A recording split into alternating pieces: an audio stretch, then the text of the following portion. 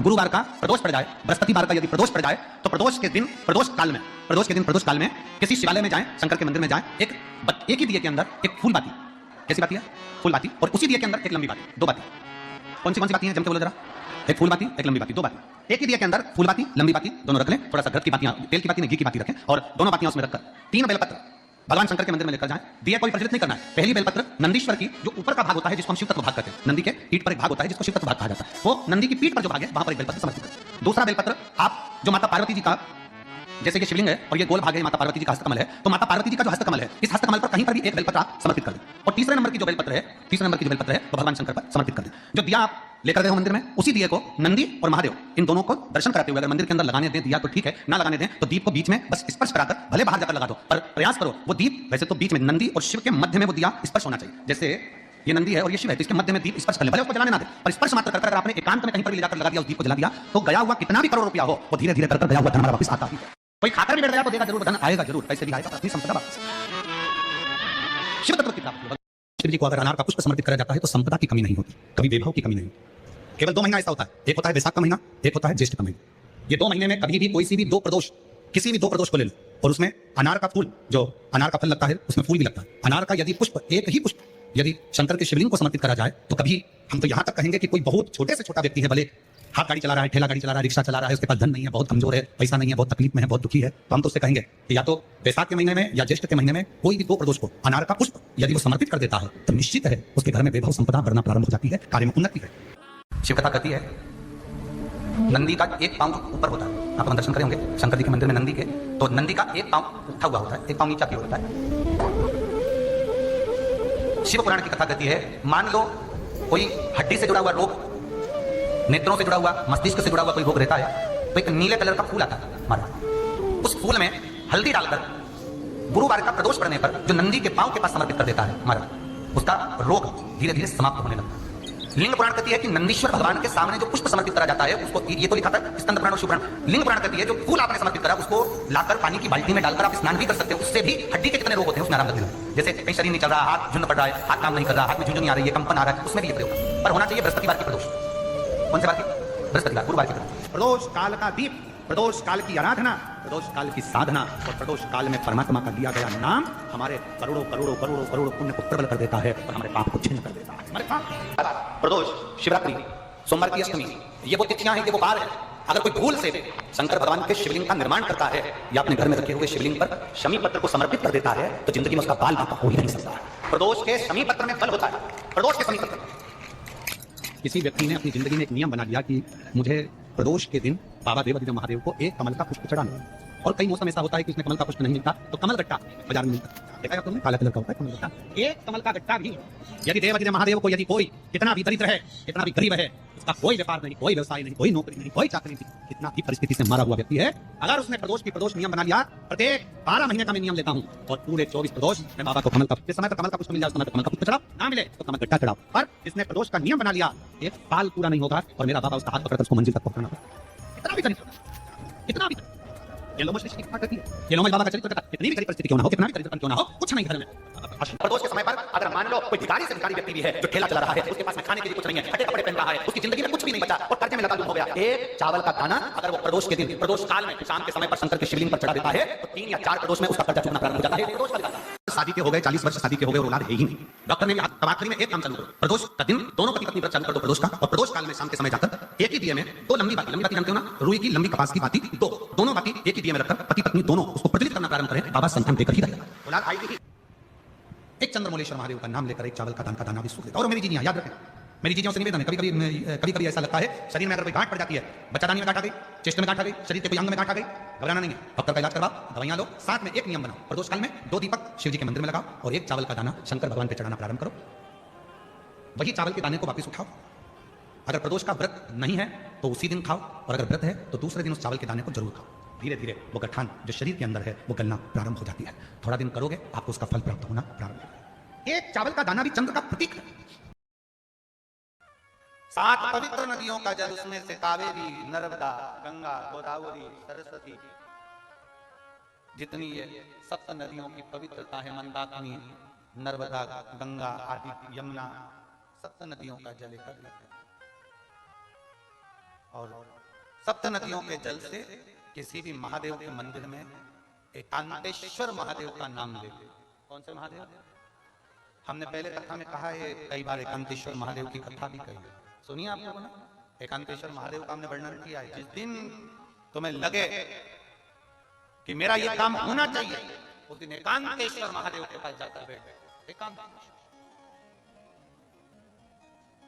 एकांतेश्वर महादेव मतलब बाहर मिलेंगे। ये लोग कहते हैं कि यहाँ नर्मदेश्वर महादेव है। कल हम गए थे दर्शन करने के लिए। इनका कहना है कि ये नर्मदेश्वर महादेव है, और हमारा जो स्पर्श मात्र से हम जो समझते हैं, हमने ये जाना है कि ये जो धारा है, ये जो भूमि है तारा बाबा की जो कुटिया है, ये शहर से दूर होना चाहिए। अर्थात पहले यहाँ शहर नहीं थी, ये एकांत में थी। तो यहाँ जो तारा बाबा आराधना करते थे शंकर की, वो शंकर साधारण नहीं होगा, वो एकांतेश्वर महादेव ही कहलाता है। एकांत, एकदम एकांत।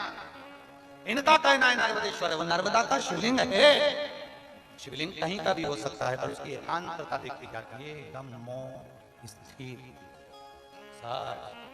बैठे, जहां केवल शिव के सिवा कुछ भी नहीं, शंकर के सिवा कुछ नहीं। जो आया वो गुफा के चक्कर में घुस गया, जिसको शंकर से मिलना था वो डायरेक्ट पहुंच गया। उसे गुफा से मतलब ही नहीं रहा, उसे तो एकांतेश्वर से मतलब था। पहुंचा, बैठा, जल चढ़ाया, स्पर्श किया और चल बाबा से अपने दिल की हृदय की बात। एकांत सप्त नदियों का जल रखकर, सप्त बेलपत्र के ऊपर सप्त नदियों का जल, एक बेलपत्र ली, उसके ऊपर एक कटोरी में, बाटी में, एक पात्र में एक नदी का जल, दूसरी बेलपत्र ली, दूसरी कटोरी में फिर जल, फिर तीसरी में बाबा की आराधना कर, शिव से विनती कर, भगवान शंकर के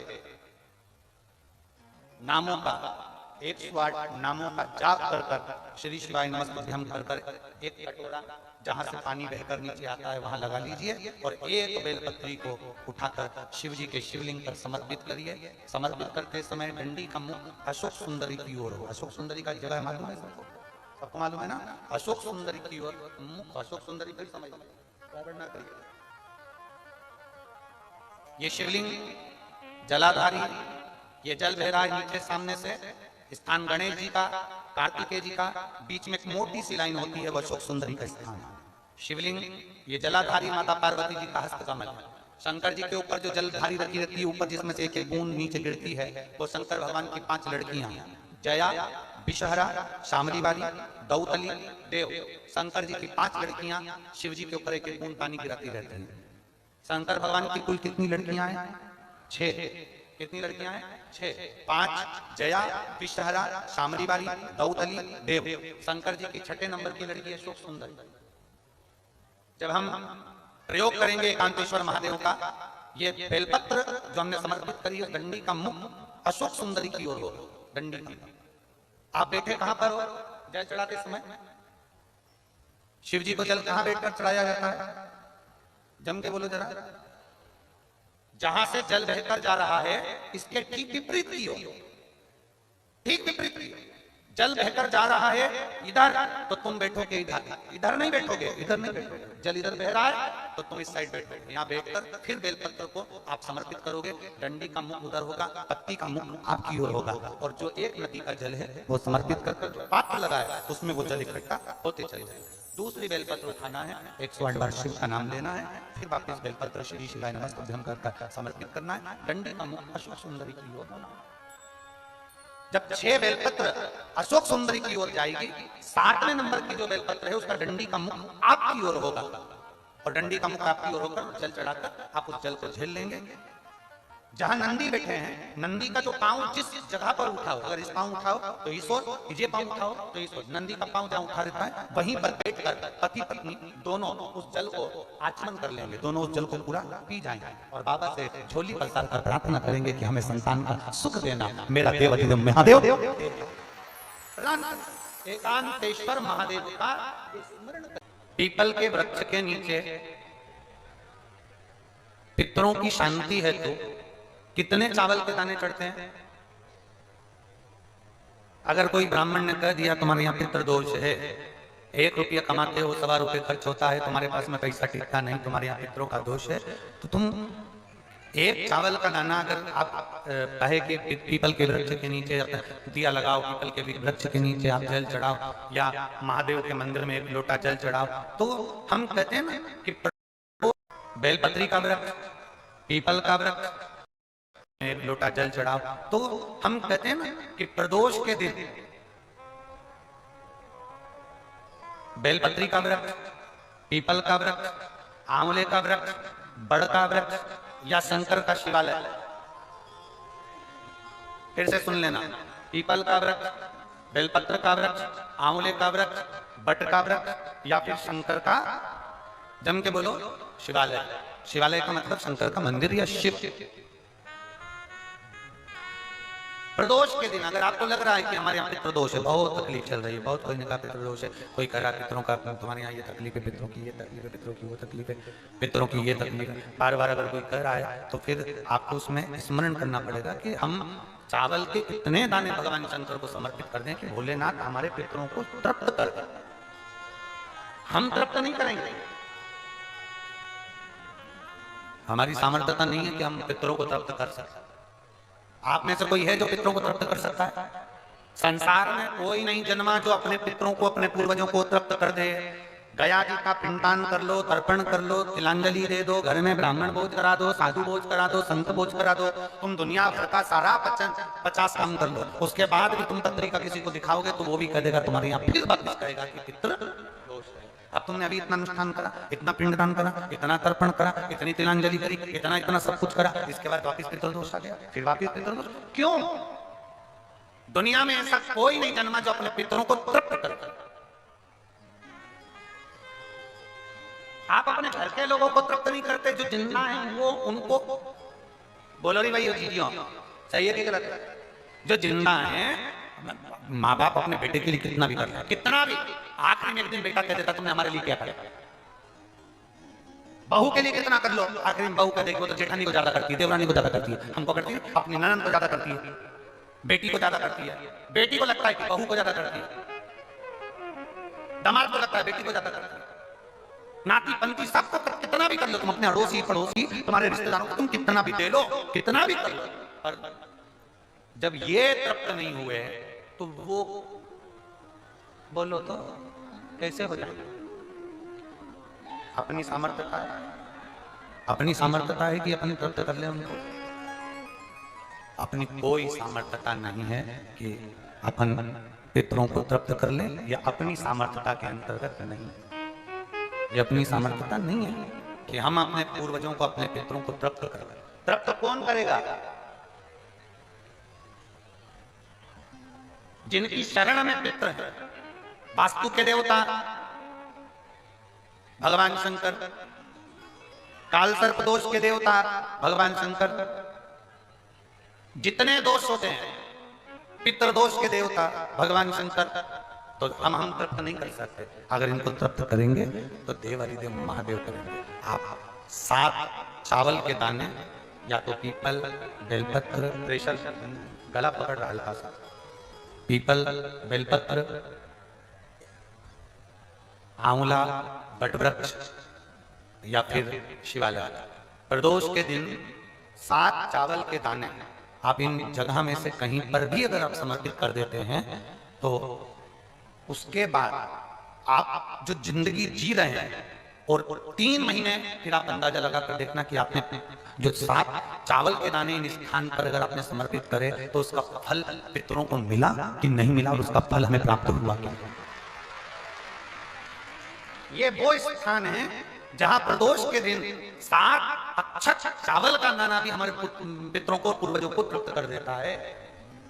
कौन कौन सा स्थान वापिस बोलेंगे सभी लोग? पहला पीपल, दूसरा बेलपत्र, तीसरा आंवला, चौथा बटवृक्ष और 5वां शिवालय, शंकर भगवान का स्थान। अब इसको समझना आपके ऊपर निर्भर है, समझ। शिव कथा का आपने सुना, सुनने के बाद आपने धारण किया, धारण किया तो उसका फल तुम्हें मिला। प्रदोष के दिन, प्रदोष काल में शिव जी के नाम का स्मरण प्रत्येक को कर लेना चाहिए। और एक नंदीश्वर शिव महापुराण से एक बात सीख कर जाइएगा। अगर आपको लग रहा है कि दुख समाप्ति नहीं हो रहे, एक बीमारी से उठे दूसरी बीमारी में लग गए, फिर कोई दुख आ गया, फिर कोई दुख आ गया, फिर कोई तकलीफ आ गई, फिर कोई तकलीफ आ गई, बार बार आपको लग रहा है कि दुख पीछा ही नहीं छोड़ रहा, तो नंदीश्वर शिव महापुराण की कथा आपको कह रही है, प्रदोष के दिन, प्रदोष काल में 2 जगह दिए लगाना प्रारंभ कर दो।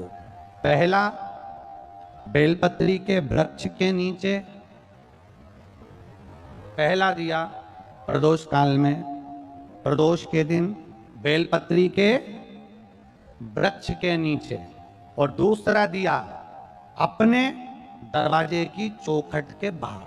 मतलब अपन बाहर खड़े होंगे, अंदर की ओर दिया नहीं, बाहर की ओर एक दिया बेलपत्र के नीचे देवादिदेव महादेव से प्रार्थना कर कर, हे शिव शंकर, हे गौरी शंकर, हे शिव, आज प्रदोष का दिन, प्रदोष काल में आप भ्रमण के लिए निकलोगे नंदीश्वर के साथ में, ऐसी कृपा करना, आपके लिए मैंने द्वार सजाया है भोलेनाथ, आपकी दृष्टि मेरी चौखट पर भी कर देना, मेरी जिंदगी संवर जाए। इसलिए 2 दीप स्मरण करें। हाँ, अच्छा इशारा करा है, उसे समझ गए हो।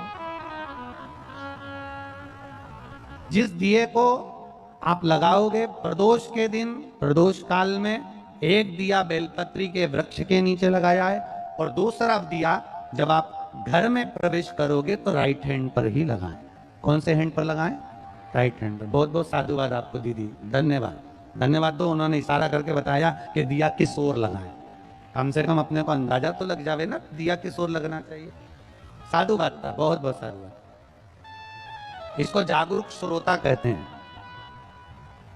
जिनको कथा के प्रति रुचि है और भगवान के भजन के प्रति रुचि है, वो तुरंत भाव से उसको स्वीकार करें। तो 2 जगह दीप, पहला कहां पर लगाएंगे? जम के बोलो जरा। बेलपत्री के वृक्ष के नीचे।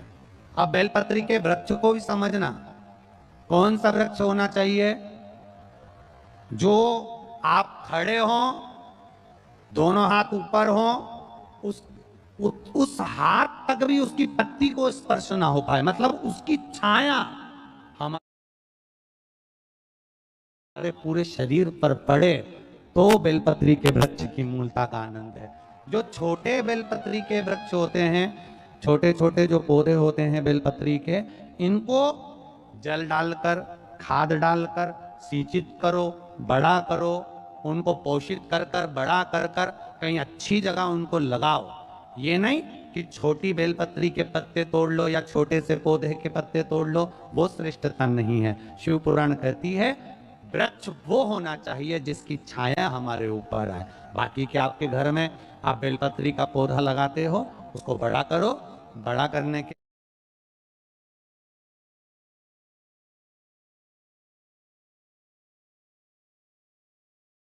बाद उसको कहीं अच्छी जगह पर लगाओ, जिससे वह बेलपत्री का पौधा बड़ा हो जाए।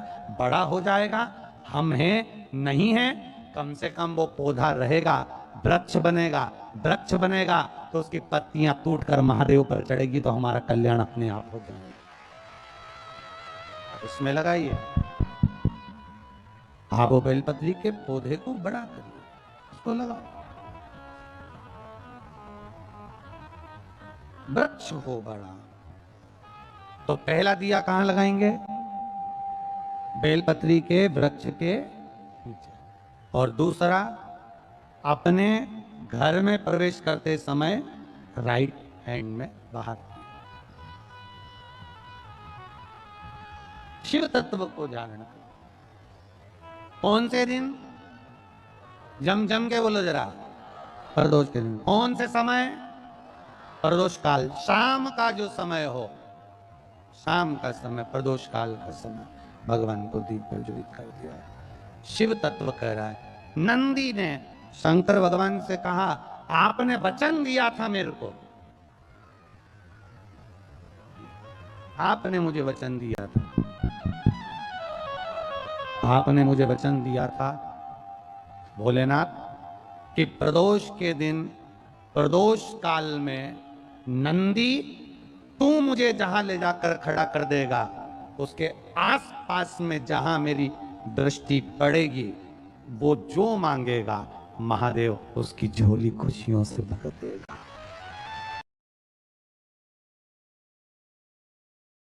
एक शमी का पुष्प,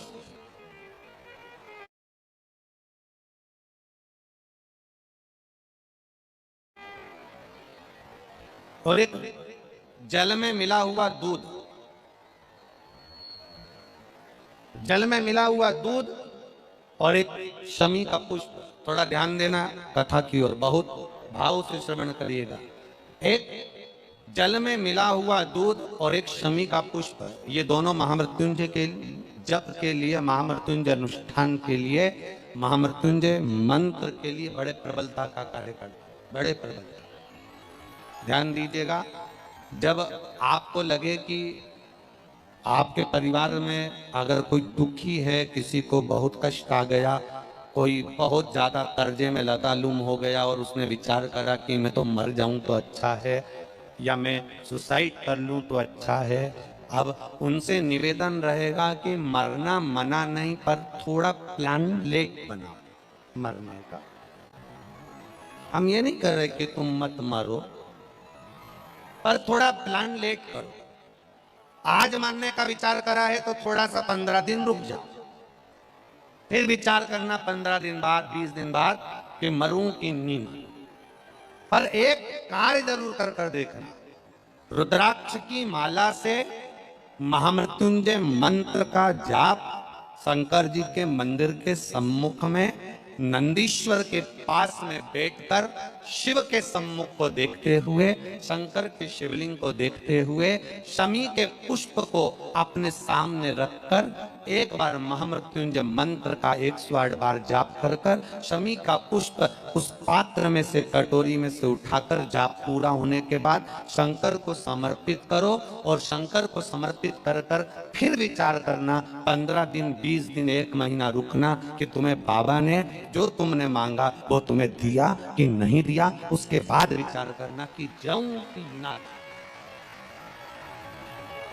मरो मरो सब कोई कहे, मर के देखे कोई, मरो तो ऐसा मरो कि फिर संसार सागर में जन्म ना होए। बार बार मरोगे फिर जन्मोगे, फिर मरोगे फिर जन्मोगे, फिर मरोगे फिर जन्मोगे। ऐसा मरण और जन्म से पीछा कैसे छूट जाए, उसका क्रम धारण करना है। आ गया टेंशन, ऐसा कोई संसार में नहीं जन्मा जिसके मस्तक पर टेंशन नहीं आया, कोई चिंता नहीं आई, कोई चिंता सम्मुख में नहीं पहुंची, ऐसा कोई जन्मा ही नहीं।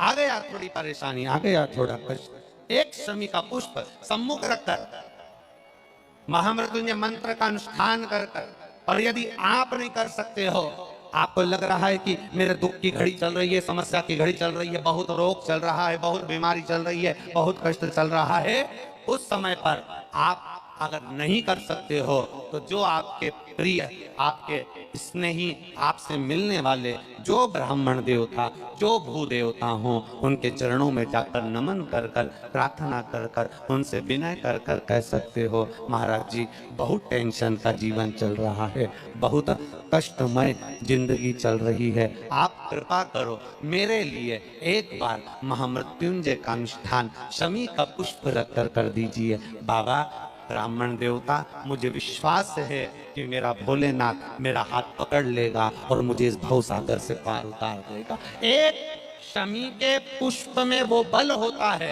एक शमी के पुष्प में वो भाव होता है, एक शमी के पुष्प में वो आनंद होता है कि महामृत्युंजय के अनुष्ठान का, महामृत्युंजय मंत्र के बल का एक आनंद सुख हमें तुरंत प्रदान कर दे, तुरंत दे। जैसे बेलपत्री के मध्य भाग, थोड़ा ध्यान दीजिएगा, ये बेलपत्र है और इस बेलपत्र के 2 पत्ती और ये 3 पत्ती का जहां पर मिलन हुआ है, फिर अच्छे से देख लीजिए, बेलपत्र बेलपत्र की 2 पत्तियां, ये 3 पत्तियों का जहां बीच में मिलन हुआ है, उस 3 पत्ती के मिलन की जगह पर केवल मिलन वाले स्थान पर चंदन लगाकर अगर हम 108 बार महामृत्युंजय मंत्र का स्मरण कर कर देवादिदेव महादेव को समर्पित करते हैं तो मनवांछित फल की कामना हमारी तुरंत पूर्ण हो जाती है। वो